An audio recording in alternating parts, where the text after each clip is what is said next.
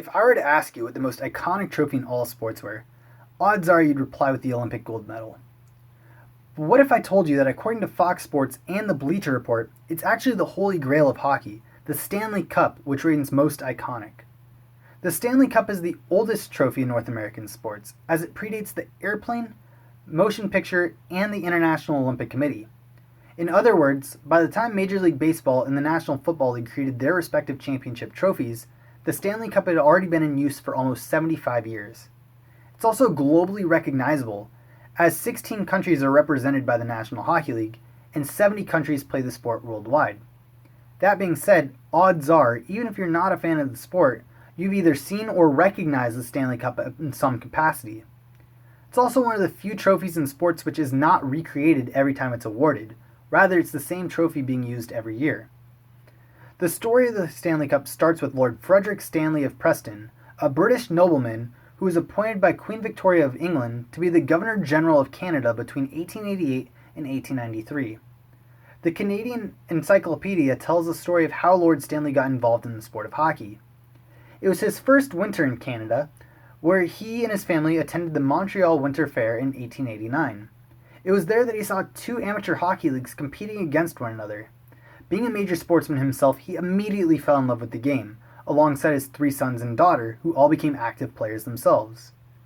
Lord Stanley decided that he wanted to sponsor a hockey team, and then wanted to go one step further and create a way to unify all of Canada through hockey. The way he did this was through the Dominion Hockey Challenge Cup, which was later renamed to the Stanley Cup in his honor. He donated this with the care of two Canadian trustees, who would present the Stanley Cup to the best amateur hockey team in all of Canada. Unfortunately, Lord Stanley had to actually leave Canada before the first Stanley Cup game ever happened, so he never got to see what he actually created. Teams would win the Stanley Cup through challenge games and league play. A team could win their league and then challenge the reigning champion to a game at any point in time in the year. It would be a one-game winner-takes-all format, with the winning team being declared the world champions and being gifted the Stanley Cup for the year, where they could engrave their names or make any changes that they wanted to the Stanley Cup as long as they were the ones that paid for those changes. It wasn't until 1906 that professional athletes were eligible to compete for the Stanley Cup. And in 1908, the Stanley Cup was designated only for professional use. Amateur teams were no longer allowed to compete for the Stanley Cup. In 1912, the two trustees of the Cup decided that challenges could no longer occur year-round, and challenges had to be made at the end of the league's regular season. By 1914, hockey had expanded into Europe and into the United States. The Stanley Cup was no longer just for the best team in Canada, but was awarded to the best team in the world.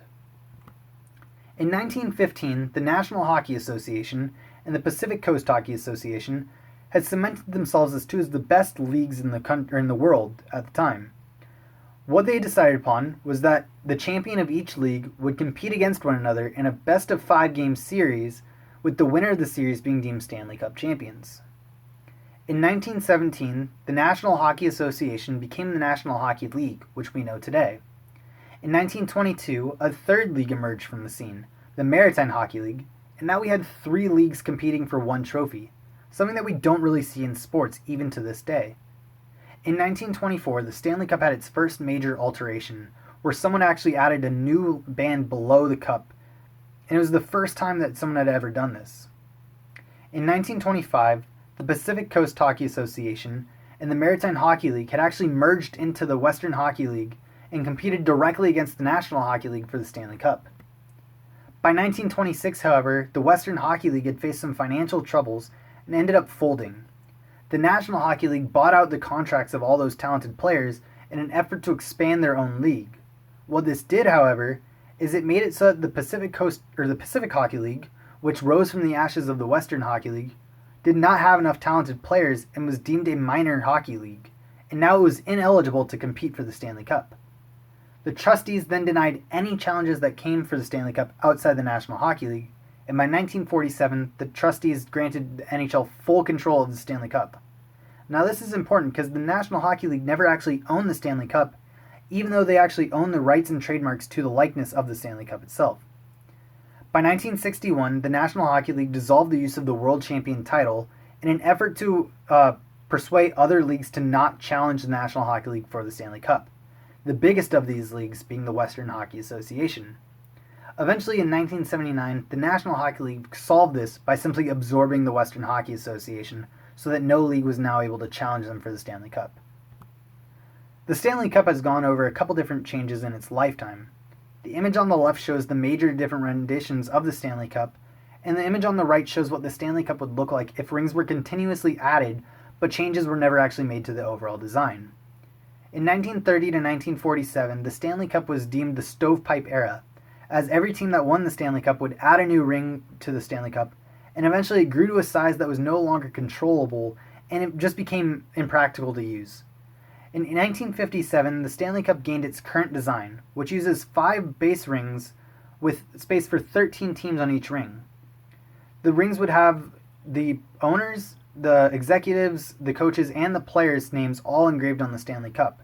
And when a ring filled, it would move up to the next rung, with a blank ring being placed below it, and the top ring being removed and placed into the Hockey Hall of Fame to be immortalized forever.